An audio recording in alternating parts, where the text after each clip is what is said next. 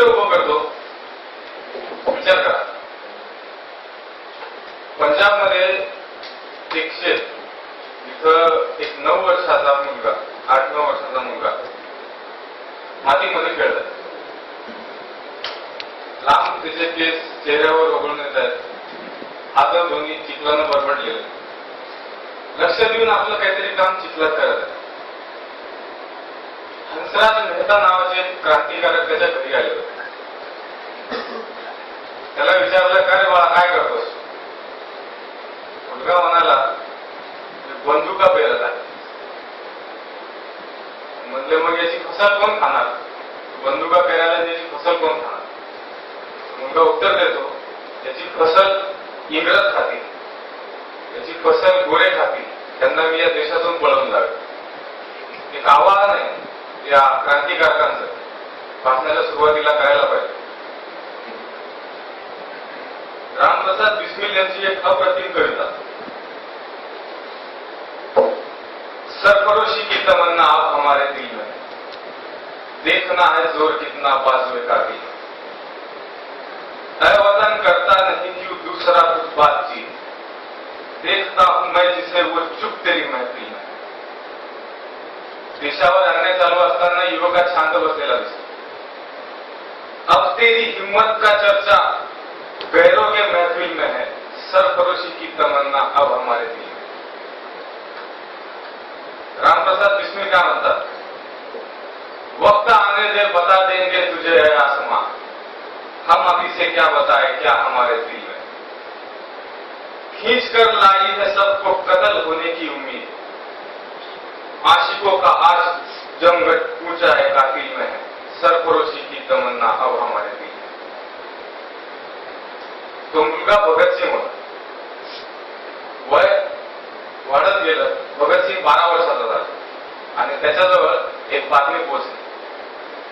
पंजाबचा governor Michael ओ डॉयर यानं Jallianwala बागमध्ये firing करण्याची order दिली. हजारो शीख लोक वैशाखीच्या दिनावर मारले गेले. 1000 लोक हा ऑफिशियल आकडा सरकारनं प्रसारित केला. शांततेने जमलेल्या जमावावर अंदाधुंद गोळीबार डायर नावाच्या सुपरिटेंडंटने करायला लावला. दुसऱ्या दिवशी भगतसिंग शाळेला जायला म्हणून निघाला आणि थेट जाऊन पोहोचला जालियनवाला बागेत. तिथली त्यानं रक्ताळलेली, रक्तानं भिजलेल्या चिखलात झालेली माती एका बरणीमध्ये गोळाली आणि ती बरणी त्यानं पूर्ण आयुष्यभर त्याच्यासोबत ठेवली. तो म्हणायचा की ही माती शहीदांचं रक्त आहे, त्या शहीदांच्या रक्ताला मी रोज सन्मान दिला पाहिजे, प्रत्येकानं सन्मान दिला पाहिजे.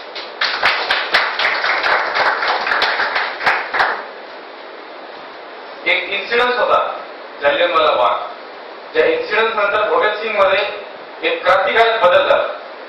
एक शेर ऐकवतो, तो बदल, त्याचे परिणाम आणि नंतर जे काही झालं या शेरामध्ये एक समर्पित होऊन जाईल. तुम पेट पे लात तो मार चुके, अब कितने पांव पसारोगे, तुम रोटी कपड़ा क्या दोगे, तुम तो कफन भी उतारोगे, ये बाजी भूख की बाजी है, ये बाजी तुम ही हारोगे, घर घर से भूखा निकलेगा तो कितने भूखे मारोगे. भगतसिंग, राजगुरु, सुखदेव या तिघांच्या तयार होण्यामागे, त्यांच्या क्रांतिकारी चळवळीमागे एक बॅकग्राऊंड होतं. हे तिघा अचानक क्रांतिकारक झाले नाही. हे तिघा अनार्किस्ट नव्हते, अराजकतावादी नव्हते. या तिघांच्या बनण्यामागे, या तिघांच्या निर्माण होण्यामागे, स्पेशली भगतसिंगच्या त्याच्यावर झालेल्या संस्कारामागे त्याचं बॅकग्राऊंड आपण लक्षात घेतलं पाहिजे. जेव्हा क्रांतिकारकांचं नाव घेतो तेव्हा आपल्या समोर फक्त 3 चेहरे समोर येतात. त्याच्यात लोकांच्या मेन लक्षात राहणारा भगतसिंग असतो. बाकीचे नाव आपण विसरून जातो. एक छोटासा आढावा घेतो क्रांतिकारी चळवळीचा. बऱ्याच जणांच्या डोक्यामध्ये असा गैरसमज बसलेला आहे की भारतीय स्वातंत्र्य चळवळीमध्ये गांधीयन मुवमेंट ही मेन होती आणि क्रांतिकारी चळवळी सप्लिमेंटरी होती, फक्त त्याला एक कॉम्प्लिमेंट देण्यासारखी होती. पण खरं पाहायला गेलं आणि व्यवस्थित जर इतिहासाचा अभ्यास केला तर आपल्याला असं दिसून येईल की क्रांतिकारी चळवळ गांधीयन मुवमेंटच्या काळाला सुरू होती. त्यांचे उद्दिष्ट वेगळे होते, त्यांची चळवळ वेगळी होती. गांधीयन मुवमेंटचं प्राथमिक उद्दिष्ट राजकीय स्वातंत्र्य होतं, क्रांतिकारांचं सुद्धा राजकीय स्वातंत्र्य होतं, पण त्यांचा लढा तिथं थांबणारा नव्हता. राजकीय स्वातंत्र्य ही फक्त त्यांच्यासाठी एक पायरी होती, त्याच्यानंतर एक समाजाचं रिकन्स्ट्रक्शन करण्यासाठी. तर याचा एक आढावा आपण सुरुवातीपासून घ्यायला पाहिजे की क्रांतिकारक चळवळ भगतसिंग पर्यंत कशी येऊन पोहोचली आणि अचानक भगतसिंग एवढा मोठा कसा काय झाला, त्याच्या आधी कोणते क्रांतिकारक होऊन गेले. काल का परवा मी माझ्या एका मित्राला एक प्रश्न विचारला की मला तू बोटावर मोजून 10 क्रांतिकारकांची नावं सांग भारतीय स्वातंत्र्य चळवळीमध्ये. तुम्ही पण आपल्या डोक्यामध्ये विचार करून बघा. चला या तिघांना पकडून विचार करून बघा, उरलेले 7 नाव तरी तुमच्या डोक्यात येतात का मला सांगा. ऑफिशियल आकडा आहे 15 लाख शहीद झालेले भारतीय स्वातंत्र्य चळवळीमध्ये. इंडियन नॅशनल मुवमेंट सुभाषचंद्र बोसांचे सैनिक सोडून 15 लाख लोक. आपल्याला 10 पण नाव आठवत नाही, लाज वाटायला लागेल. क्रांतिकारी चळवळीची सुरुवात झाली पश्चिम बंगालमध्ये. अनुशीलन समिती, युगांतर या 2 चळवळी तिथे सुरू झाल्या. त्या चळवळीमध्ये बरेच त्यांनी राजकीय काम केले, क्रांतिकारी काम केले, इंडिव्हिज्युअल्सला, ब्रिटिश ऑफिसर्सला मारण्याचे काम केले. यांना ह्या ज्या सुरुवातीच्या क्रांतिकारी चळवळी होत्या, बंगालमधल्या असू द्या, पंजाबमधल्या असू द्या किंवा महाराष्ट्रातल्या असू द्या, 3च मेन सेंटर होते क्रांतिकारी चळवळी. तर ह्या तिन्ही क्रांतिकारी चळवळीचे सेंटर हिंदू फिलॉसॉफीने प्रेरित झालेले होते. म्हणजे जे काही महाराष्ट्रातले चाफेकर बंधू घ्या, बंगालमधले युगांतर घ्या, अनुशीलन समिती घ्या किंवा पंजाबमधले बब्बर खालसा किंवा अकाली दल घ्या, तर हे सगळे रिलिजियस मोटिव्हनं प्रेरित झालेले लोक होते. हे 3 क्रांतिकारी चळवळ झाल्या. पहिली सेक्युलर धर्मनिरपेक्ष राज्यक्रांतीचं स्वप्न असलेली एक चळवळ पंजाबमध्ये उभी राहिली, तिला गदर मुवमेंट म्हणतात. गदर मुवमेंट बद्दल बऱ्याच जणांना, सामान्य माणसापर्यंत आजच्या गदर मुवमेंट पोहोचलीच नाही. गदर मुवमेंटचे जे लिडर्स होते ते सुद्धा सामान्य लोकांपर्यंत आजपर्यंत पोहोचले नाही. गदर मुवमेंट काय होती? अमेरिका, कॅनडामधून शीख लोकांनी सुरू केलेली चळवळ भारताला दासत्वातून मुक्त करण्यासाठी गेलेली चळवळ म्हणजे गदर मुवमेंट. शॉर्ट मध्ये सांगतो, त्यांचा मेन नेता होता रासबिहारी बोस. रासबिहारी बोस हे माझ्या हिशोबाने तर इतिहासातलं, भारतीय इतिहासातले फार निग्लेक्ट केलेलं कॅरेक्टर, ज्याचं करिअर, पॉलिटिकल करिअर, क्रांतिकारी करिअर अप्रतिम. काही ग्लिम्सेस सांगतो तुम्हाला त्यांच्या पॉलिटिकल करिअर. रासबिहारी बोसांनी भारताच्या बाहेर गदर मुवमेंटचा प्रचार केला. नंतर ते भारतात आलं 1915 साली कोमाघाटा मोरू इन्सिडेंट नंतर. कोमाघाटा मोरू हे इन्सिडेंट जहाजात झाला होता. आपली जहाज पकडून ठेवली होती कॅनडाच्या. रासबिहारी बोसांनी 1857 सारखा मिलिटरी उठावाचा प्लॅन केला. सहारनपूरमध्ये पूर्ण मिलिटरी जे बटालियन असते त्यांना पूर्ण चित्रवला. 12 फेब्रुवारी 1915 पर्यंत पूर्ण प्लॅन रेडी होता. एकाच वेळेस 21 फेब्रुवारीला 3 जागेवरून बटालियन्स उठाव करणार होत्या, सशस्त्र उठाव करणार होत्या. त्यांना शेतकरी आणि कामगार जॉईन होणार होते आणि ते डायरेक्ट दिल्ली जिंकणार होते. तसं झालं होतं 1857च्या वेळेस. एक फितूर पकडला गेला 4 दिवसात आणि 21 फेब्रुवारी म्हणजे ज्या दिवशी प्लॅन एक्झिक्यूट होणार होता त्याच्या 2 दिवस आधी सगळा कार्यक्रम झाला. पूर्ण फसला. जे काही त्या बटालियनचे आपले सैनिक होते त्या सगळ्या सैनिकांना डिसआर्म करण्यात आलं, म्हणजे शस्त्र काढून घेण्यात आले, त्यांना सस्पेंड करण्यात आलं. रासबिहारी बोसांना भारतातून पळून जावं लागलं. हा माणूस जपानला गेला. जपानला गेल्यावर त्यांनी तिथं भारतीयांची जी कम्युनिटी होती तिला ऑर्गनाईज केली. तिथं ऑर्गनाईज केल्यानंतर तिथं एक स्वतंत्र चळवळ उभी करण्याचा प्रयत्न केला. द्वितीय महायुद्धाच्या वेळेस जेव्हा भारतीय युद्धकैदी जपानच्या ताब्यात होते त्या सर्वांना एकत्र करून यांनी इंडियन नॅशनल आर्मीची स्थापना केली कॅप्टन मोहन सिंगच्या हातात. आणि ही इंडियन नॅशनल आर्मी सुभाषचंद्र बोसांना मिळाली. आणि त्याच्या आधारे पुढे काय झालं ते आपल्याला बऱ्यापैकी माहिती. विषय हा आहे की हा माणूस इतका महान आणि इतके कामं केले भारतासाठी. 2013 मध्ये या माणसाच्या अस्थी भारत सरकारने जपानवरून मागवल्या. आजपर्यंत आपल्याला माहिती नव्हतं की या माणसाच्या अस्थी जपानमध्ये. इतिहास सांगतो की जपान सरकारने त्यांच्या देशातला जसा आपण भारतरत्न देतो तसा जपान सरकारचा एक अवॉर्ड असतो, ऑर्डर ऑफ रायझिंग सन नावाचा.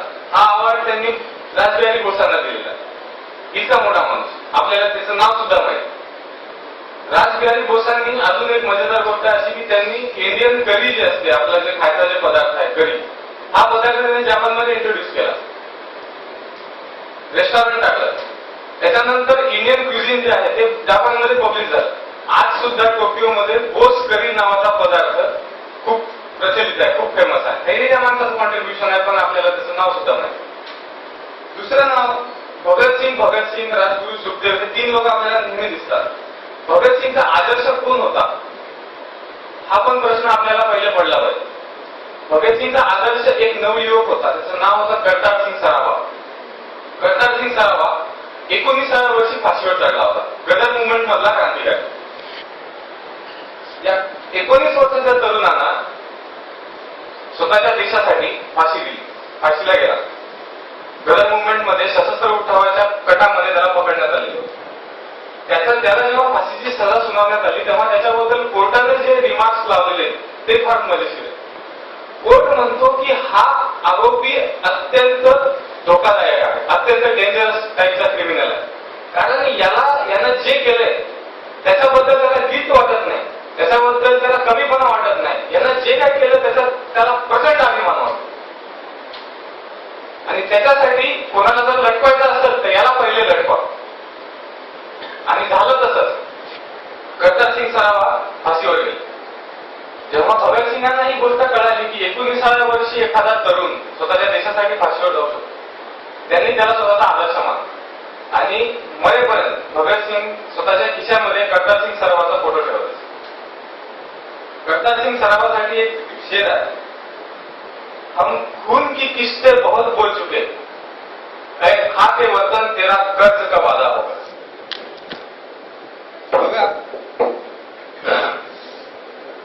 एक याच्यानंतर गदरच्या मुवमेंट नंतर एक मेन मुवमेंट आपण बघू शकतो क्रांतिकारी चळवळीमध्ये, ती म्हणजे काकोरी कॉन्स्पिरसी केस, काकोरी ट्रेन रॉबरी. त्याच्यामध्ये 2 मेन नेते होते, रामप्रसाद बिस्मिल आणि अशफाकुल्ला खान. रामप्रसाद बिस्मिल सोशियोलॉजीचा प्रचंड स्कॉलर, अशफाकुल्ला खान उर्दू लँग्वेजचा क्लासिक पोएट. या दोघांनी, हे 2 होते, त्याच्यासोबत आपले चंद्रशेखर आझादही होते, भरपूर क्रांतिकारक होते. या सर्वांनी काकोरीला एक ट्रेन लुटली. त्या ट्रेनमध्ये सरकारी खजिना होता. मला सांगायला कदाचित जास्त वेळ लागेल की ती ट्रेन त्यांनी कशी लुटली. मोजून 6 ते 7 मिनिटांमध्ये त्या लोकांनी ट्रेन थांबवून त्यावेळेस लुटली. पुढे सरकारचं चक्र सुरू झालं. सरकारने सगळ्यांना पकडलं आणि त्या दोघांना फाशीवर दिली. फाशीला जाताना हे दोघांना एकाच फाशीच्या सुळावर लटकवण्यात आलं. त्यावेळेस त्या दोघांचे स्टेटमेंट ऐकण्यासारखे होते. हे लोक फार रिलिजियस. रामप्रसाद बिस्मिल कट्टर हिंदू, अशफाकुल्ला खान कट्टर मुस्लिम. अशफाकुल्ला खान रामप्रसाद बिस्मिलला म्हणतो की यार तू नशीबवान, तुझ्या धर्मामध्ये पुनर्जन्माचं स्थान आहे. म्हणजे तू जर मरशील आता तर काय, तू पुन्हा पैदा होशील आणि पुन्हा त्या धर्तीची सेवा करशील. मी मुस्लिम आहे, माझ्या नशिबात ते नाही, याचं मला फार वाईट. अशफाकुल्ला खानचा एक मरताना म्हणलेलं त्यांनी वाक्य आहे, जिस धज से कोई मक्तल में गया वो शान सलामत रहती. त्याचा अर्थ असा की ज्या प्रकारे कोणी मरणाला सामोरं जाते ते लोकांच्या लक्षात राहतं. जिस धज से कोई मक्तल में गया वो शान सलामत रहती है, ये जान तो आने जानी है, इस जान की कोई बात नहीं.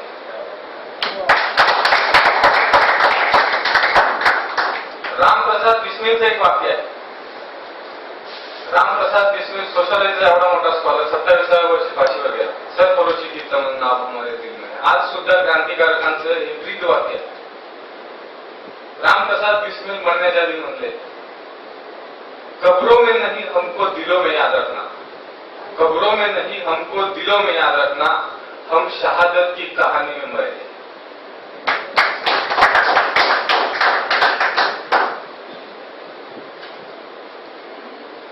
बघा, याच्यामध्ये बॅकग्राऊंड घेताना आपण या प्रकारे बघायला पाहिजे की भगतसिंगचे फॅमिली बॅकग्राऊंड काय. त्याची पूर्ण फॅमिली जर बघायला गेलं तर सगळे क्रांतिकारी त्याचे आजोबा क्रांतिकारी, वडील क्रांतिकारी, काका क्रांतिकारी. त्याच्या काकांनी अजित सिंग, त्यांच्या काकाचं नाव, फार मोठी भारत माता सोसायटी नावाची एक क्रांतिकारी चळवळ त्यांनी पंजाबमध्ये सुरू केली होती. सगळ्या ऍग्रिकल्चर जे लोक होते, शेतकरी लोकांना संघटित करून ब्रिटिश सरकारच्या विरोधात एक चळवळ उभी केली. पगडी संभाल जट्टा नावाची त्यांच्या चळवळीचं ब्रीद वाक्य होतं. त्यावेळेस पंजाबमध्ये जालियनवाला नंतर ब्रिटिश सरकारने फार विचित्र नियम आणला होता. मिस शेरवूडचा एका भारतीयाच्या हाताने अपमान झाला आणि त्याच्या बदल्यामध्ये ब्रिटिश सरकारनं असा फतवा काढला की जमावबंदी लागू केली. आज आपण त्याला कर्फ्यू म्हणतो. आणि त्या कर्फ्यूच्या प्रकारे एक असा नियम काढला की रस्त्यावर मला जाता येणार नाही. सापासारखा असा झोपावा लागला भूताना आणि घसरत घसरत चालावं लागलं. स्त्री असो, पुरुष असो, गरोदर महिला असो, म्हातारी बाई असो, कोणी असो, प्रत्येकाला सरपटत चालावं लागतं. हे अत्याचार यांच्याकडून सहन झाले. भगतसिंगची फॅमिली 3 पिढ्यापासून क्रांतिकारी चळवळीमध्ये होती. याच्यात आपण बघू शकतो की ह्या मुलावर काय संस्कार झाले. भगतसिंगचे वडील हे आर्य समाजिस्ट होते. त्यांनी शीख धर्मापेक्षा त्यांचा आर्य समाजामध्ये जास्त विश्वास होता. एक घटना झाली, नॉन कॉपरेशन मुवमेंट, असहकार आंदोलन महात्मा गांधींनी सुरू केलं 1921 ला. ते आंदोलन लोप पावलेल्या क्रांतिकारी चळवळीला पुन्हा एक फ्युएल टाकण्यासाठी खूप मोठं कारणीभूत ठरलं. कसं चळवळ सुरू झाली, महात्मा गांधींनी लोकांना प्रॉमिस केला की एका वर्षामध्ये तुम्हाला स्वातंत्र्य मिळून जाईल जर तुम्ही मी सांगितलं तेवढं करतात.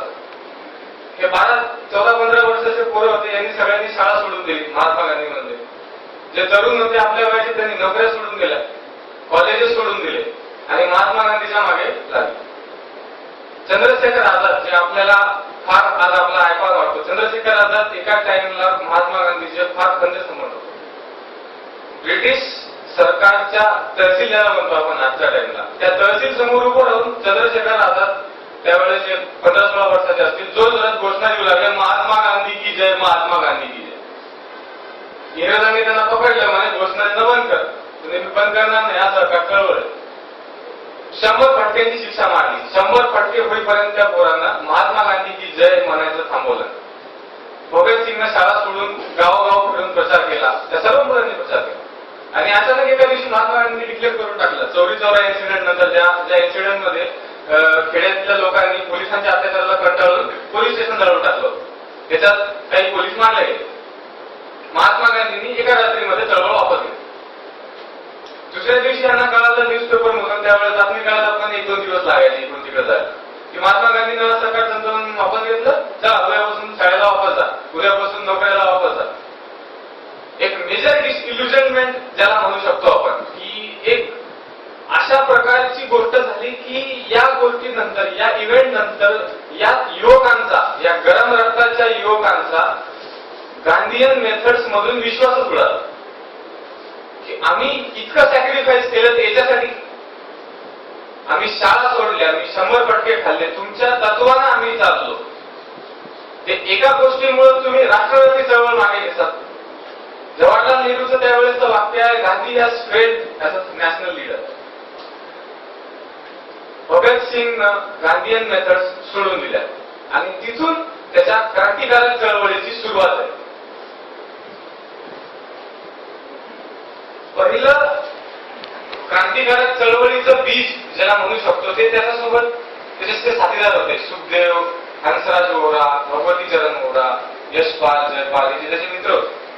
तर हे सगळे नॅशनल कॉलेज लाहोरमध्ये, इथं हॉस्टेलवर सगळे राहायचे, दिवस रात्र यांचे डिस्कशन्स व्हायचे. आणि या सगळ्या डिस्कशन्स मधून यांची एक क्रांतिकारी आयडिओलॉजी तयार झाली की कसं राहायचं, कसं वागायचं, पुढचा भारत कसा असला पाहिजे. बघा, बाकीच्या क्रांतिकारी चळवळींमध्ये आणि भगतसिंग यांच्या क्रांतिकारी चळवळीमध्ये खूप मोठा फरक आहे. 1857चा उठाव भारतीय लोक याच्यामुळे हारले कारण त्यांच्यापाशी विजन नव्हती.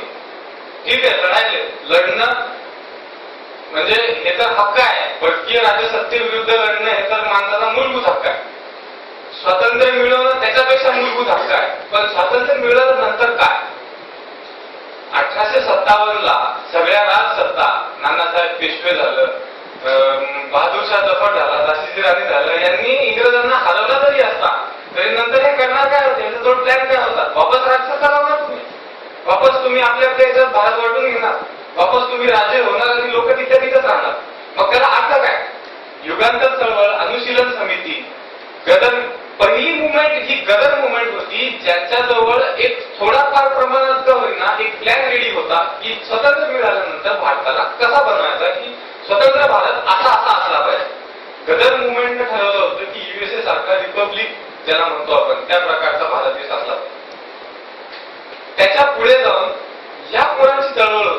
1921 पासून 1926 पर्यंत 6 वर्ष यांनी पूर्ण ब्रेनस्टॉर्मिंग मध्ये घातलं की कसा भारत बनवायचा आपल्याला. एक सोशलिस्ट आयडिओलॉजी, एक समाजवादी विचारसरणी असलेला एक समाज पाहिजे आपल्याला.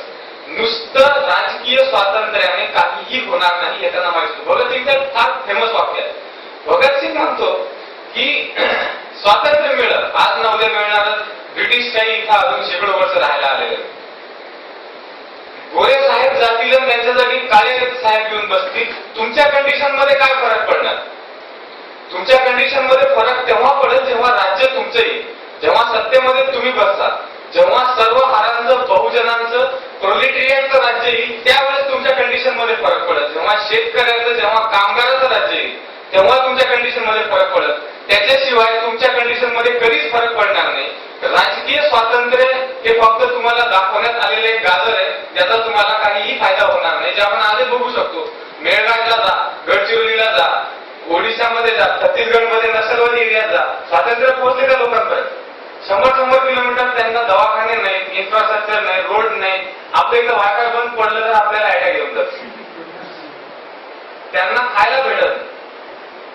स्वातंत्र्य जर सामान्य माणसापर्यंत पोहोचलंच नाही तर त्या स्वातंत्र्याचा अर्थ काय, हा मुद्दा आहे. भगतसिंगचा पहिला कार्यक्रम ऑर्गनाईज करण्यात आले. एक बघा, ही कॉन्स्पिरसी. स्वतंत्र भारतानंतर राजसत्तेनी म्हणा या इंडस्ट्रियलिस्ट लोकांनी म्हणा, जे बुर्जोमध्ये आपण म्हणू शकतो, जे भांडवलदार लोक आहेत, ज्यांना सगळ्यात जास्त भगतसिंग पासून धोका होता, त्यांनी भगतसिंगची आणि त्याच्या साथीदारांची एक फार विचित्र इमेज बनवून ठेवलेली. शहीद भगतसिंग.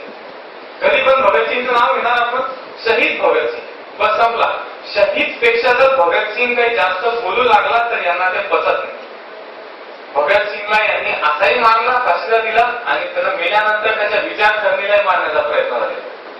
हा तरुण, हे जे 3 तरुण होते जे फाशीवर गेले, आझाद झाला, हे रामप्रसाद बिस्मिल, अशफाकुल्ला खान होते, हे म्हणजे गरम डोक्याचे तरुण नव्हते की आला राग टाकला नेऊन बॉम्बच्या असेंब्लीमध्ये, आला राग घातल्यामुळे त्या सॉन्डर्सला आणि चला तू देतो का फाशी, तर मी तर काही भीत नाही, मी आता बलिदान देणार आहे माझ्या जमिनीसाठी, मी बलिदान देऊन झालं, संपलं. शहीद आहे. हो, याच्यामध्ये ऑब्व्हियसली ग्लोरी तर असायलाच पाहिजे. ग्लोरी आहे. स्वतःच्या मातृभूमीसाठी जीव देणे इतकी महान गोष्ट काहीच नाही. पण ही गोष्ट तिथं थांबत नाही. भगतसिंग तिथं संपत नाही. भगतसिंग तिथून सुरू होतो. भगतसिंग आणि त्याचे साथीदार. बघा, गोष्ट अशी होती की गांधीयन चळवळीमुळे, गांधीच्या नॉन व्हायलन्स मेथडमुळे एक सरळ जनमानसामध्ये असा इमेज बसून गेला होता की हे सगळे अराजकतावादी क्रांतिकारी लोक.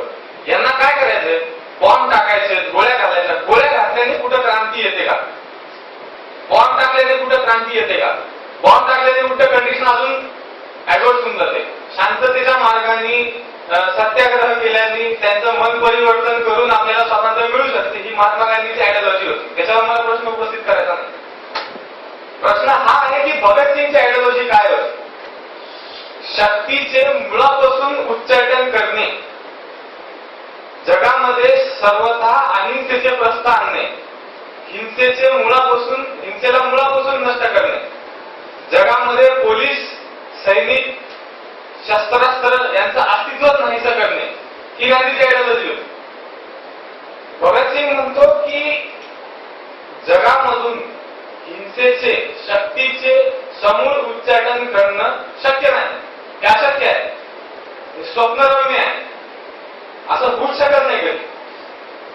जर तुमचा उद्देश पवित्र असेल, जर तुमचा हेतू पवित्र असेल, तिथं शक्तीचा उपयोग करणं हे सर्वथा योग्य आहे, सर्वथा जरुरी आहे. भगतसिंग पुढे म्हणतो फिलॉसॉफी ऑफ बॉम्बच्या त्याच्या पत्रकामध्ये की आमचे ध्येय, आमचे उद्दिष्ट, आमची संघटना याच्यापासून इन्स्पायर्ड आहे.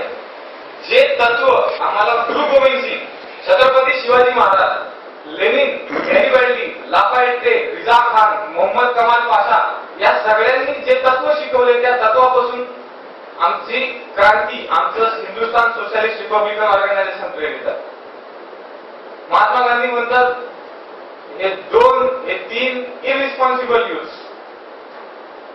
गैर जिम्मेदारी युवक, माथे फिरू तरुण, वाट चुकलेले देशभक्त, शिवाजी महाराजांनी काय अफजल खानाच्या टेंट समोर बसून सत्याग्रह करायला पाहिजे होता, उपोषण करायला पाहिजे होतं की त्याचं मन परिवर्तन झालं असं म्हणलं असता भाऊ जाऊ तू एकदम अहिंसावादी आहे, काय तुला मारा, मी जातो वापस विजापूरला. जिथे गरज आहे तिथे शक्तीचा उपयोग जरुरी आहे. गांधी आणि भगतसिंगवर आपण नजर नवजवान भारत सभा बघा कसं आहे. एक तर या लोकांना पहिलेच भारतीय राजसत्तांनी इंडिव्हिज्युअलिझमवर आणलं की वैयक्तिकीकरणवर या तिघांना बांधलं गेलं. या तिघांनी जे काही काम केलं आयुष्यामध्ये हे वैयक्तिक पातळीवर होतं. गोळ्या घातल्या फंडर्सला एकट्याने घातल्या, बॉम्ब टाकले असेंब्लीमध्ये एकट्याने टाकले. यांना मास सपोर्ट नव्हता, यांना लोकांचा पाठिंबा नव्हता. लोकांचा पाठिंबा मिळवण्यासाठी यांनी काहीतरी स्टंटबाजी करावी म्हणून यांनी बॉम्ब वगैरे टाकले. एक कसं लोकांकडून सिंपती गोळा व्हावं, गरम डोक्याचे तरुण आमच्या मागे यावं, असेच काहीतरी बॉम्ब वगैरे टाकावं म्हणून यांनी ही चळवळ सुरू केली. असा एक समज लोकांमध्ये पसरवण्यात आला. त्याचा थोडासा तुम्हाला मागोवा सांगतो. भगतसिंगनं त्याला सरळ माहित होतं की देशाचं स्वातंत्र्य आणायचं असेल तर मास चळवळीशिवाय या देशाला उपयोग नाही. जोपर्यंत सामान्य जनता उठून उभी राहणार नाही तोपर्यंत स्वातंत्र्य मिळणार शक्य. त्यांना 1926 साली नवजवान भारत सभा नावाची एक ऑर्गनायझेशन स्थापन केली पंजाबमध्ये. ही ऑर्गनायझेशन इन्स्पायर्ड होती युथ ऑर्गनायझेशन जशी मॅझिनीने इटलीमध्ये एस्टॅब्लिश केली होती. त्या मॅझिनीच्या ऑर्गनायझेशनचं स्ट्रक्चर त्यांना कॉपी केला आणि एस्टॅब्लिश केलं. एक मजेदार गोष्ट याच्यामध्ये अशी आहे, नवजवान भारत सभेच्या पॅरलली यांनी बाल भारत सभा, लाहोर स्टुडंट्स युनियन, बघा स्टुडंट युनियनचा उगम भगतसिंगच्या मुवमेंटमध्ये आहे. जे आज सगळे साथी काढून चालतात, जे राजकीय पक्ष, आम्ही स्टुडंट युनियन पहिले सुरू केली काही नाही. स्टुडंट युनियन भगतसिंगने सुरू केली. बाल भारत सभाची मेंबरशिपची अट होती की तुमचं वय 11 ते 15 असलं पाहिजे. 11 ते 15 बरं. त्याचा जो चीफ होता त्याचं नाव होतं कहानचंद, लाहोरचा 12 वर्षाचा मुलगा. भगतसिंग आणि इंग्रजांच्या विरोधात घोषणा देत फिरू लागला लाहोर मधून. इंग्रज सरकारने त्याला 3 महिने सक्त मजुरीवर पाठवला 12 वर्षाच्या पोराला. त्याच्यानंतर हे इन्सिडेंट वाढले. भगतसिंगची पॉप्युलॅरिटी पंजाबमध्ये त्याच्या ऑर्गनायझेशनची पॉप्युलॅरिटी इतकी जास्त होती की ऑफिशियल आकडा आहे 3709 अंडर 15 15 वर्षाच्या खालच्या मुलांना 3709 पोरांना ब्रिटिश सरकारनं सक्त मजुरी लावली. हे भारताच्या स्वातंत्र्य चळवळीमध्ये कधीच झालं नाही. हे कोणत्याच एखाद्या बाबतीत झालं नाही. लाहोर काँग्रेस कमिटी, पंजाब काँग्रेस कमिटीची मेंबरशिप एका टायमाला नवजवान भारत सभेपेक्षा कमी होती आणि लोक म्हणतात भगतसिंगला मारलेच नव्हतं.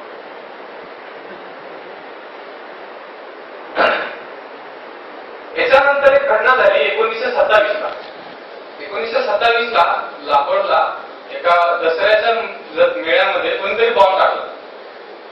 ब्रिटिश सरकार घाबरली होती भगतसिंगाला, म्हणजे की हे काहीतरी करायला लागले जे आपल्याला समजेल. एकीकडे हे दाखवते की ऑर्गनायझेशन उभा करायला गांधी सरकार, मग आपल्याला वाटते की याला भ्यायची काही गरज नाही. दुसऱ्या साईडला याचे लोक येतात, घोषणा देतात, लहान लहान पोरं सुद्धा याच्या सपोर्ट मध्ये येतात. पुढे यांना अशी माहिती कळायला लागली की बंदी जीवन, सचिंद्रनाथ सरकारने लिहिलेलं बंदी जीवनचं भगतसिंगनं भाषांतर केलं आणि सगळ्यांमध्ये वाटले लोक त्याचे पारायण करायचे. त्यांना काही आयडिया नाही गेली की या पोराच्या डोक्यात काय, भीती वाटायला. बघा तरुण जेव्हा एका ठिकाणी येतो तेव्हा अराजकता माजवणाऱ्या सत्ताधाऱ्यांना घाम फुटतो. भगतसिंग आणि त्याचे साथीदार जेव्हा ही अहिंसक क्रांतिकारी चळवळ बॅकग्राऊंड मध्ये चालवत होते तेव्हा लाहोर मध्ये कोणीतरी बॉम्ब टाकला दसऱ्याच्या देशामध्ये मेळ्यामध्ये. कोणी मेला नाही, पण भगतसिंगला त्या आरोपाखाली अटक करण्यात आला. 6 आठवडे त्याला जेलमध्ये ठेवण्यात आला. जबरदस्ती केली म्हणजे सांग तू कबूल कर, तू बॉम्ब टाकला, तुला जी काही सजा होईल 5-6 वर्ष, मग तुला सोडून देऊ. भगतसिंगने शेवटपर्यंत कबूल केलं. 50,000 रुपये त्यावेळेस त्याला जामीन लावला होता, बेल. त्याला तरी पण कबूल केलं नाही. शेवटी केस डिसमिस झाला, त्याला सोडून देणार. पण या इन्सिडेंटमुळे त्याच्या डोक्यात अजून एक अशी कंडिशन बसून गेली, असा एक समज बसून गेला, एक अशी वस्तुस्थिती त्याला माहीत होऊन गेली की जेल, पोलीस व्यवस्था आणि कोर्ट ह्या 3 व्यवस्थांचा आपण यूज करून घेऊ शकतो स्वतःच्या क्रांतिकारी तत्वांसाठी. गोष्ट कशी आहे की तुम्ही आता गांधींसारखं भाषण द्यायला उभं राहाल, सत्याग्रह चळवळ करायला उभा राहाल, ते तत्व भगतसिंगाला त्याच्या साथीदाराला पडतच नव्हतं. तुम्हाला चळवळ उभी करायची आहे, तुमचे विचार जनमानसापर्यंत पूर्ण भारताच्या जनमानसापर्यंत पोहोचायचा आहे, तर प्रोपोगंडा ऍक्शन म्हणजे कृती बदलून स्वतःचे विचार दाखवणे हे तत्व या लोकांनी स्वीकारलं. एक नवीन मास आंदोलन, एक जन आंदोलन उभं करण्याचा प्लॅन सुरू होता आणि तेवढ्यात एक इन्सिडेंट झाला. सायमन कमिशन भारतात आली होती. सायमन कमिशन आली, लाहोरमध्ये लाला लजपत राय यांनी पूर्ण मोठा जे जमाव होता त्याचं नेतृत्व केलं विरोध करण्यासाठी. सायमन कमिशन वाले आले, पोलिसांनी लाठीचार्ज सुरू केला. जेपी स्कॉट नावाचा सुप्रिटेंडेंट होता, जेपी सॉन्डर्स नावाचा deputy superintendent of police DySP. त्यांनी सांगितलं की बस वापस जा घरी, नाहीतर लाठीचार्ज करू, वेळ पडली गोळ्या बिघड. लाला लजपत राय म्हणजे त्यावेळेस सगळ्यात इमिनेंट लिडरशिप. त्यावेळेस ते आपण इतिहासाच्या पुस्तकात वाचतो की त्या काळात लाल बाल पाल म्हणायचे. लाला लजपत राय आपले गंगाधर टिळक हे मेन लिडर. बघा एक भगतसिंगची पॉलिटिकल मॅच्युरिटी बघा, त्याच्या साथीदारांची पॉलिटिकल मॅच्युरिटी बघा. आपल्याला कदाचित माहीत नसेल, लाला लजपत राय हे आर्य समाजिस्ट होते आणि थोड्या प्रमाणामध्ये हिंदूवादी होते. त्यांनी हिंदू राष्ट्र आणि मुस्लिम राष्ट्र ही संकल्पना त्यांनी एका जागी मांडली होती. या संकल्पनेला भगतसिंगनं न्यूजपेपर, प्रताप न्यूजपेपर मधून कडाडून विरोध केला की तुम्ही देशाचे इतके मोठे नेते आहात, तुमचं काम आहे दोन्ही समाजांना एकत्र ठेवणं आणि तुम्ही समाजामध्ये दुफळी माजवता. त्याचे परिणाम दूर जाऊन पुढे जाऊन याचे परिणाम फार वाईट होते, जे शेवटी झालेच परिणाम. नशीब ते पाहायला भगतसिंग उरला नाही, त्याला असता जास्त त्रास झाला. लाला लजपत रायवर त्यांनी प्रतापमध्ये टीका केली. लाला लजपत रायांना वापस स्वतःच्या न्यूजपेपर मध्ये एक लेख लिहिला, ज्याच्यामध्ये लाला लजपत राय म्हणतात की भगतसिंग रशियाचा एजंट आहे. त्याला रशियानं सांगितलं माझ्यावर टीका करायला, त्याला कम्युनिझम आणायचं भारतामध्ये, कम्युनिस्ट राज सुरू करायचा भारतामध्ये. गोष्ट तशी नव्हती. दोघांमध्ये वैचारिक मतभेद होते, प्रचंड वैचारिक मतभेद होते.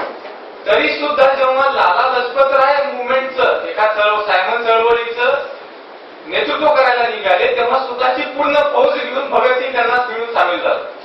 वैचारिक मतभेद असतील पण तरी सुद्धा जेव्हा तुमचा उद्देश एक असतो तेव्हा हे माणूस त्याच्या लाला लजपत रायच्या पाठीशी उभे आहे. ही भगतसिंग आणि त्याच्या साथीदारांची पॉलिटिकल मॅच्युरिटी, जे यांना इरिस्पॉन्सिबल किंवा गैर जिम्मेदार युवक वगैरे म्हणतात, त्याला हे उत्तर. जेपी सॉन्डर्सना लाठ्या मारल्या, लाला लजपत राय पडले, बेशुद्ध होता त्यांनी स्टेटमेंट दिलं होतं की माझ्या अंगावर पडणारी प्रत्येक लाठी ब्रिटिशांच्या कबरीतला शेवटचा खिळा. लाला लजपत राय लाठीचार्जच्या जवळपास एका महिन्यानंतर वाढले. सीआर दास, चित्तरंजन दास यांना देशबंधू म्हणून ओळखलं जाते, त्यांची बायको बसंती देवी म्हणून. हा चित्तरंजन दास मित्रांनो सुभाषचंद्र बोसांचा पॉलिटिकल गुरु होता. या सीआर दास 1922 ला वाढले. त्यांची वाईफ पॉलिटिकल चळवळीमध्ये फार सक्रिय होती. तिने भारतीय समाजाला एक आवाहन केलं की भारताचा तरुण नपुंसक झाला आहे. जेव्हा भारताच्या 30 करोड लोकांना परमपूज्य असलेल्या नेतृत्वावर एका सामान्य दर्जाचा पोलीस अधिकारी लाठ्या चालवत होता, त्यांना लाला लजपत रायचा जीव घेतला, तुमचं रक्त जाऊन बोलत नाही. जर तरुणांकडून या हत्येचा बदला घेणं होत नसेल तर त्यांनी बांगड्या भराव्यात, हे बसंती देवीनं ओपन स्टेटमेंट. ऍज युजल काँग्रेसवाल्यांनी या हत्याकांडाची तीव्र शब्दात निंदा केली. एक दिवस मौन पाळलं झालं. पण भगतसिंग आणि त्याच्या साथीदारांनी एक प्लॅन केला. बघा आपल्या समोर एक इमेज रंगवण्यात येते या तिघांची, त्या तिघांचे फोटो लावले. आपल्याला नेहमी भगतसिंग दिसतो, तो लीडर आहे, तोच सगळं काही करतो, गोळ्या बी तोच घालतो, बॉम्ब बी तोच टाकतो, भाषण बी तेच देतो, पुस्तकं बी तोच वाचतो. आणि बाकीचे दोघं म्हणलं की भाऊ चालले आपण मागे मागे तसला काही प्रकार नव्हता. पुढे आपण असोसिएट्स मध्ये जेव्हा येऊ तेव्हा भाषणामध्ये प्रत्येकाचे इंडिव्हिज्युअल सांगणार. पण इथं एक गोष्ट अशी नमूद करावीशी वाटते की हिंदुस्थान सोशलिस्ट रिपब्लिकन ऑर्गनायझेशन मध्ये जितके काही क्रांतिकारी चळवळी यांनी पार पाडल्या, जितके काही प्लॅन यांनी एक्झिक्यूट केले, जितके काही मेंबर्स ऑर्गनायझेशनला येऊन जॉईन झाले, ते सगळं काम एका माणसाने केलं. त्याचं नाव होतं सुखदेव. पूर्ण प्लॅनिंग एका माणसाचं.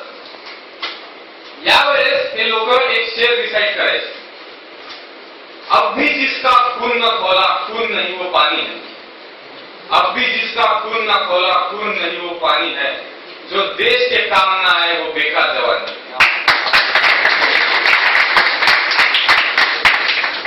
प्लॅन बनला मित्रांनो. JP Scott superintendent of police याला मारायचा. एक जयपाल नावाचा माणूस होता, त्याला असाइन करून ठेवलं की त्यांना जयपालला पाहिलेलं होतं. 6728 त्याचा कारचा नंबर होता. त्याला सांगायचं की तू सोबत चालणार, आम्ही सगळे तुझ्या सोबत येणार. त्या सुप्रिटेंडेंट ऑफ पोलीसच्या ऑफिसच्या समोर दिवसा ढवळ्या त्यांना ऑफिसच्या बाहेर निघाला, त्याला गोळ्या घालायच्या. त्यांना दाखवून द्यायचं की आम्ही तुम्हाला भीत नाही. दुपार झाली, तो बाहेर आला. मजेदार गोष्ट अशी होती की जो ज्यांना सांगितलं होतं की मी स्पॉटला ओळखतो, त्याने ऍक्च्युअली स्पॉटला कधी पाहिलेलं नव्हतं. पण त्याला हे इतकी उत्सुकता होती की यार एवढा भारी काम व्हायला लागले आणि मी त्याच्यात नाही, असं होऊ शकत नाही, म्हणून मी आता सांगून देतो मी ओळखतो. कोणाला तिथं मारून आपण तिथलं तिथं गेले. मग एक पोलीस कार्यकर्ता मधून पटपटीवर बाहेर निघाला. त्याला म्हणलं हे स्पॉट मारला, घातल्या गोळ्या त्याला. आणि गोळ्या घालणारा कोण हे पण सांगतो. गोळ्या घालणारा पहिले शिवराम राजगुरू होता, मराठी माणूस. शिवराम राजगुरू हा जबरदस्त कॅरेक्टर, चला बघू आपण. पण गोळ्या घालायला, मरायला, धाडसी कृत्य करायला आणि फाशीवर चढायला सगळ्यात पहिला नंबर हा मराठी माणसाचा असला. त्याला गोळ्या घातल्या. प्लॅन कसा परफेक्ट बनवला होता? प्लॅन बनवणारा सुखदेव. गोळ्या घालायच्या भगतसिंग आणि राजगुरूंना. चंद्रशेखर आझादनी सायकली लावल्या होत्या शाळेच्या बाजूला, तिथून पसार व्हायचा. गोळ्या त्याला घातल्या. एक कॉन्स्टेबल चानन सिंग नावाचा मागे आला. आझाद त्याला रोखला. त्याला सांगितलं की कोणा भारतीयाचं रस्ता आम्हाला सांगायचं नाही, तू मुकाट्यानं निघून जा. त्यांना ऐकलं नाही, लाठी उचलली. आझादने त्याला गोळी घातली. चानन सिंग मरून गेला. साक्षीदार त्याला म्हणतो आपण, साक्षीदार कोणीच नव्हता. जे लोक त्यावेळेस होते ते खतम झाले. एक साक्षीदार होता, फैज अहमद फैज, जो फार मोठा उर्दू पोएट झाला नंतर, पण त्यांना सुद्धा कधी साक्ष दिली. हे साक्षीदार कोणी नव्हता. ही गोष्ट डोक्यात ठेवा. जेव्हा ट्रायल बद्दल मी सांगेल तेव्हा तुम्हाला समजून दिल्याचं इम्पॉर्टन्स काय. तिथून हे जे आहे सॉन्डर्सला मारल्यानंतर भगतसिंगनं असं एक मोठं पॉम्पलेट छापलं स्वतःच्या अक्षरामध्ये. त्यावेळेस प्रिंटिंगच्या पण वेळेस फॅसिलिटी नव्हत्या. पॉम्पलेट छापलं. पॉम्पलेट ऍक्च्युअली छापलं होतं की JP Scott is killed, Lalaji's death is avenged. लालाजींचा मृत्यूचा बदला घेण्यात आलेला आहे आणि सुप्रिटेंडेंट ऑफ पोलीस जेपी स्कॉटला मारण्यात आलेला. पण त्याला पहिली गोळी जेव्हा राजगुरूनं घातली तेव्हा भगतसिंग ओरडला, अरे स्कॉटने राजगुरूनं तोपर्यंत त्याचा कार्यक्रम संपवला. मग ठीक आहे म्हणे, आता एसपी नाही तर डीवायएसपी, काय फरक पडतो. तसं आपण नसतो युपीएससी नाही ते युपीएससी. तसं मग आता त्याला मारला. तसं काट्या घालण्यामध्ये डीवायएसपी सुद्धा होता. मग त्याने सांगितलं, पत्रिका असं ते पत्रक छापून दिलं की त्याच्यावरचं स्पॉटचं नाव खोडलं आणि त्याच्या खाली नाव लिहून टाकलं सॉन्डरचं. सॉन्डर इज किल्ड आणि लालाजीच्या मृत्यूचा आम्ही बदला घेतलेला आहे. जगाला मी दाखवून दिलेलं आहे की भारताचा तरुण अजूनही शंड झालेला नाही. याच्यानंतर जर तुम्ही आमच्या कोणत्या नेत्यावर हात उचलला तर लक्षात ठेवा, आमच्या बंदुकीची नळी तुमच्या कणपटीला येऊन कधी भिडू शकते.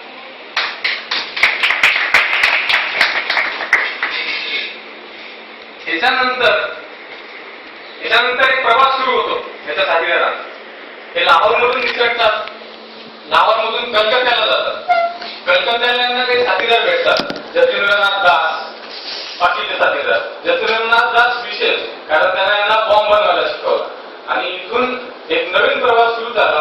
कलकत्त्याहून आग्र्याला आले, आग्र्यावरून दिल्लीला गेले. तिथं त्यांनी HSR Hindustan socialist republican organisation establish केली. आझादनं पहिलेच ते ऑर्गनायझेशन एस्टॅब्लिश करून ठेवली होती, हिंदुस्थान रिपब्लिकन असोसिएशन. त्याच्यामध्ये भगतसिंगनं सोशलिस्ट शब्द ऍड केला. म्हणजे आपल्या युपीएससीच्या मित्रांना बऱ्यापैकी माहिती आहे, जसा इंदिरा गांधींनी आणीबाणीच्या वेळेस सोशलिस्ट शब्द प्रियांबल मध्ये ऍड केला होता, त्याच्यातला काही भाग नव्हता. म्हणजे विनाकारण सोशलिस्ट शब्द ऍड करायची गरज नव्हती. सोशलिस्ट शब्द याच्यासाठी ऍड केला कारण यांना अभिप्रेत होती, यांच्या क्रांतीमध्ये यांना जी समाज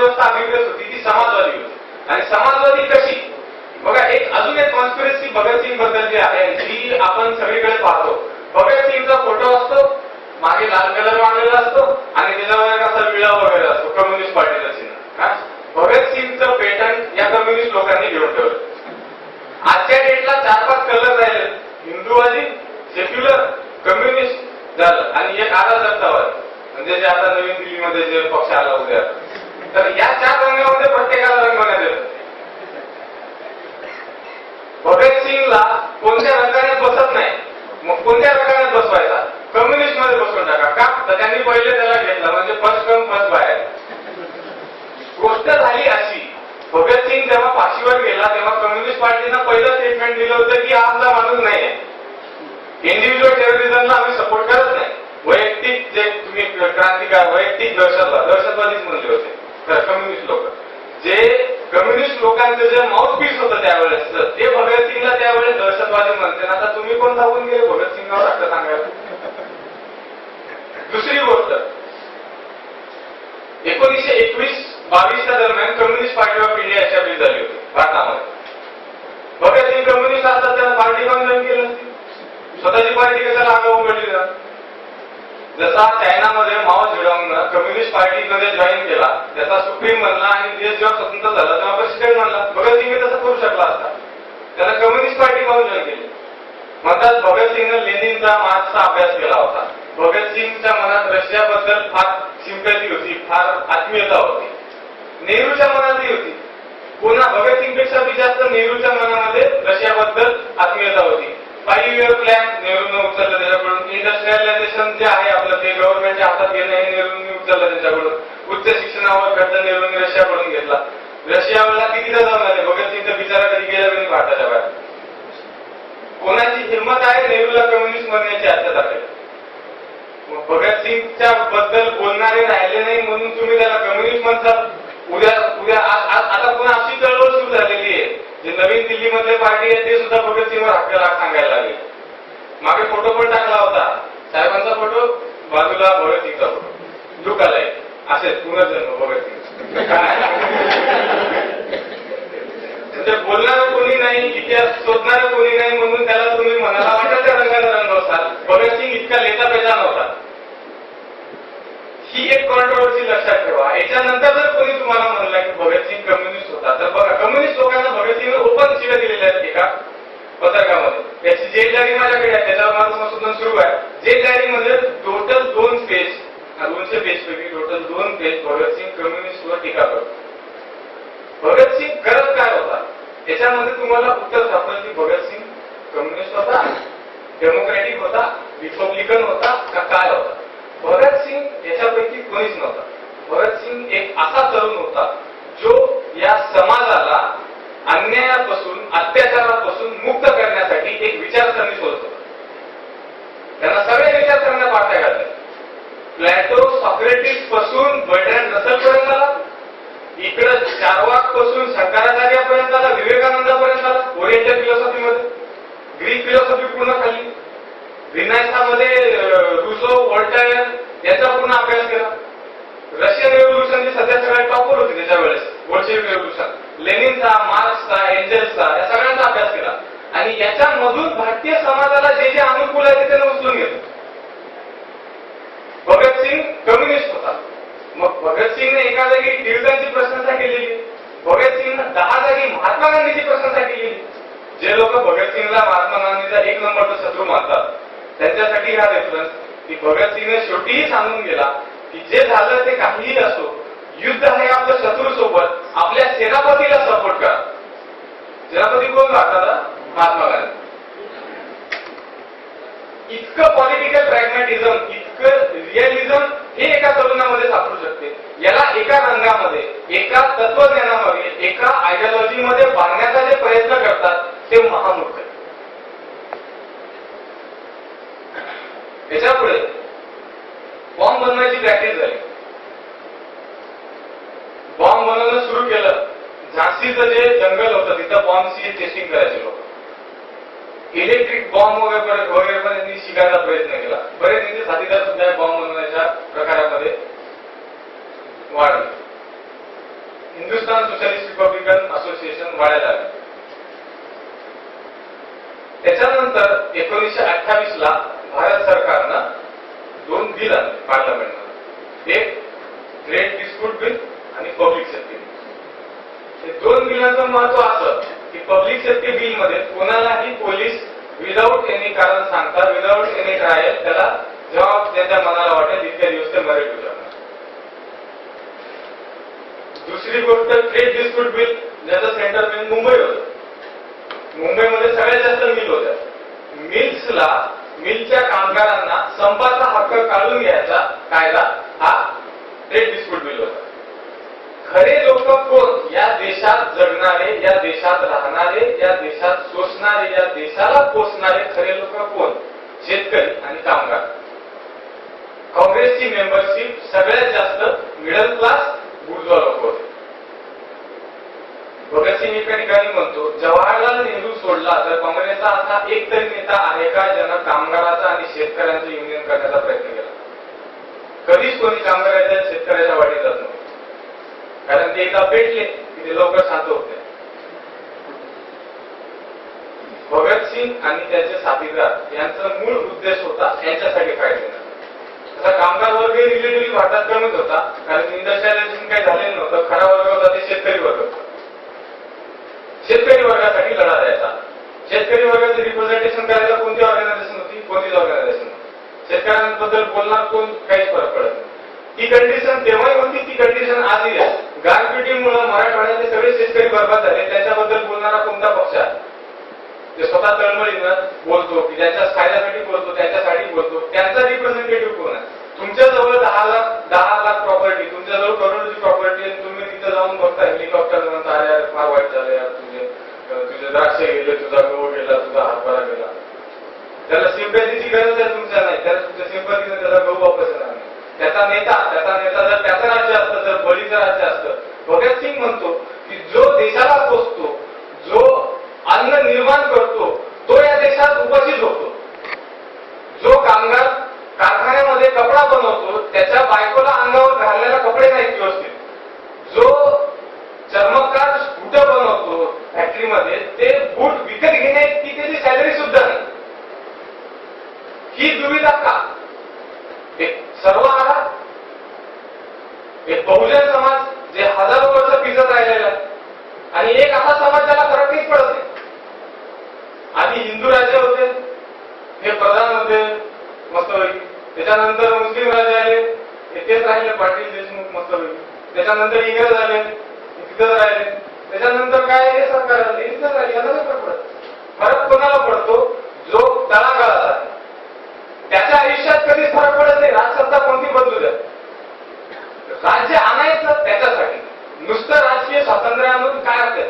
बघा, भगतसिंग एका ठिकाणी म्हणतो की पॉलिटिकल फ्रीडम दिलं तुम्हाला, ते तर भेटूनच आहे. पॉलिटिकल फ्रीडम दिलं, मग सांगितलं कॉन्स्टिट्यूशन म्हणते आपलं सामाजिक, आर्थिक आणि राजकीय स्वातंत्र्य आम्ही भारताच्या प्रत्येक नागरिकाला प्रोव्हाइड करतो. आपण सगळे भारताचे नागरिक, आपल्याला तिन्ही टाईपचं स्वातंत्र्य आहे. इथला कोणी निवडणुकीमध्ये उभं राहून जिंकून येऊ शकतो? नाही जिंकून येऊ शकत. का जिंकून येऊ शकत नाही? कारण आर्थिक एकता नाही, आर्थिक एकत्व नाही, आर्थिक समानत्व नाही. जोपर्यंत आर्थिक समानत्व भारतीय समाजामध्ये किंवा जगातल्या कोणत्याही समाजामध्ये प्रस्थापित होत नाही, तोपर्यंत राजकीय समानत्व आणि राष्ट्रीय स्वातंत्र्य ही सामान्य माणसासोबत केलेली क्रूर चेष्टा आहे.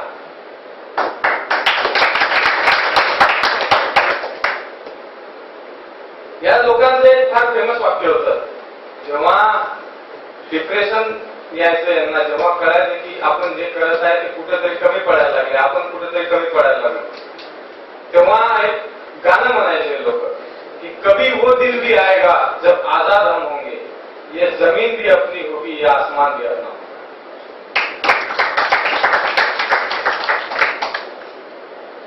पब्लिक सेफ्टी बिल आलं, ट्रेड डिस्प्यूट बिल आलं.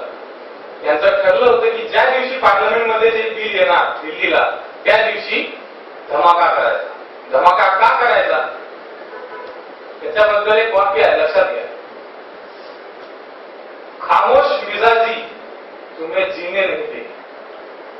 शांत बसल्यानं प्रश्न सुटत नाही, मौन व्रत केल्याने प्रश्न सुटत नाही. अत्याचार चालू असताना त्याला मूकपणे पाहणारा सुद्धा तितका गुन्हेगार. खामोश मिजाजी तुझे जीने नहीं देगी, इस दौर में अगर जीना है तो कोहराम मचा.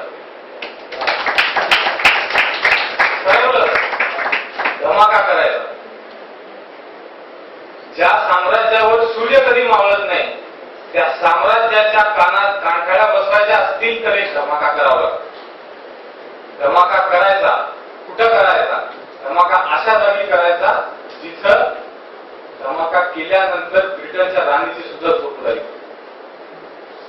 2 दिवस पार्लमेंटमध्ये हे दोघं आधी जाऊन आले. रोज पाहून आले कोण कुठं बसतो, पार्लमेंटमध्ये वेल कुठं असते, जागा कुठं असते. अशा प्रकारे बॉम्ब बनवले की ते बॉम्ब कम्प्लिटली डिसहार्मफुल असतील, त्याच्यामुळे कधीच कोणाला काही हानी होणार नाही, कोणाला जखम होणार नाही. फक्त धमाका करायचा. पॉम्पलेट छापलं, फिलॉसॉफी ऑफ बॉम्ब, गैरों को सुनाने के लिए धमाके की जरूरत. 8 एप्रिल 1929 खाकी कपडे घालून बटुकेश्वर दत्त आणि भगतसिंग पार्लमेंट असेंब्लीमध्ये घुसले. पब्लिक सेफ्टी बिल पास झालं. ट्रेड डिस्प्यूट बिल फ्लोअरवर आणण्याला आलं होतं तेव्हा असेंब्लीमध्ये 2 धमाके झाले एका पाठोपाठ. असेंब्लीमध्ये अंधार पसरला, लोक आरडाओरडा करायला लागले. त्याच्यानंतर गोळीबाराचा आवाज ऐकू आला. व्हिजिटर्स गॅलरी मधून कागदाचे तुकडे खाली येऊ लागले, फिलॉसॉफी ऑफ बॉम्ब लिहिलेले. आणि अचानक घोषणा सुरू झाल्या, इन्कलाब जिंदाबाद, डाऊन विथ इम्पेरियलिझम, साम्राज्यवाद मुर्दाबाद. लोक पळायला लागले, पोलिस सुद्धा घाबरून गेले. त्यांना वाटले की आता हे आपल्याला गोळ्या घालतात का. पण भगतसिंग आणि बटुकेश्वरला त्यांनी बंदूक ठेवून दिली टेबलवर, दाखवण्यासाठी की आम्ही सरेंडर करतो. ऍक्च्युअली प्लॅन असा होता की वापस आझादचा प्लॅन असा बनवला होता की बॉम्ब टाकून पळून यायचं. ते पण सक्सेसफुल करता आला असता, एवढी त्यांची त्यावेळेस पोहोच होती. आझाद तर इतका जबरदस्त काय म्हणतो आपण क्रांतिकारी होता, त्याच्या डोक्यावर भारत स्वतंत्र होण्याच्या आधी सगळ्यात जास्त इनाम जर कोणाच्या डोक्यावर असेल तर ते चंद्रशेखर आझादच्या डोक्यावर होता. 30,000 रुपये रोख डेडाला लागेल चंद्रशेखर आझादच्या डोक्यावर इनाम. वापस काढायचा प्लॅन पण रेडी झाला होता. भगतसिंग आणि बटुकेश्वर दत्त म्हणले नाही, आम्हाला वापस यायचं. त्यांना माहित होते की याचे परिणाम काय होणार, पण म्हणले नाही. परिणाम होणार असे होते. बॉम्ब टाकला, बॉम्ब एकदम डिसहार्मफुल होता, त्याने कोणाला इजा होणार नव्हती. शेवटी केस मध्ये प्रूव्ह होणार होता आणि सगळ्यांना दोघांना जन्मठेप होणार. कायद्याचा अभ्यास यांच्यावर कोणीच केलेला नव्हता. जन्मठेप होणार, केस स्वतः लढवणार, जन्मठेप आम्ही घेणार. भीती अशी होती की जर भगतसिंग पकडले गेला तर सॉन्डर्स मर्डर केस ओपन होईल. सॉन्डर्स मर्डर केस मध्ये जर भगतसिंग पकडला गेला तर त्याला फाशीच होणार 100%. कारण तुम्ही ब्रिटिश सरकारच्या डेप्युटी सुप्रिटेंडेंट ऑफ पोलिसला मारतात तर त्याला तर फाशीची शिक्षा होणार. ही रिस्क माहीत असून सुद्धा पहिले तर आझादनी भगतसिंगला सांगितलं तू नाही जायचं, दुसऱ्याला पाठवणार. पण शेवटी एक मॅटर झालं, त्याच्यामुळे भगतसिंग स्वतः तयार झाला. प्रोपोगंडा बाय ऍक्शन, जे करायचं आहे ते कृतीमधून करून दाखवायचं आणि स्वतःचे विचार जनमानसापर्यंत पोहोचवण्यासाठी फाशीच्या तख्ताचा वापर करून याचा, या गोष्टीचा विचार करून भगतसिंग असेंब्लीमध्ये बॉम्ब टाकायला गेला. बॉम्ब टाकला, स्वतःला सरेंडर केलं, दोघांना दिल्लीच्या जेलमध्ये नेण्यात आलं. केस चालली, जन्मठेपेची सजा झाली. जन्मठेपेची सजा झाल्यानंतर तोपर्यंत एक केस उघडली जे अपेक्षित होते. सॉन्डर्स मर्डर केसची केस फाईल ओपन झाली. लोक म्हणतात की भगतसिंगला वाचवता आला असता, त्याच्यावर आपण येऊ नंतर, कारण महात्मा गांधी कसे भगतसिंगला वाचवू शकले असते किंवा अजून कोणी कॅपेबल होतं भगतसिंगला वाचवू शकण्याचा. तर एक प्रूफ नवीन रिसर्च मध्ये असा सापडलेला आहे की सॉन्डर्सला भगतसिंगनं ज्या बंदुकीनं गोळ्या घातल्या होत्या ती बंदूक भगतसिंग असेंब्लीमध्ये जाणून बुजून घेऊन गेला. सॉन्डर्स मर्डर केस त्याला स्वतःला ओपन करायचे. त्याच्यानंतर जे काही झालं, असेंब्लीमध्ये बॉम्ब फेकल्यापासून 23 मार्च 1931 पर्यंत भगतसिंग आणि त्याचे साथीदार लटकेपर्यंत जे काही झालं, हा एक परफेक्ट प्लॅन केलेला एक परफेक्ट प्लॅन होता, जे त्यांनी स्वतःच्याच हिशोबाने स्वतःच्या प्लॅनिंग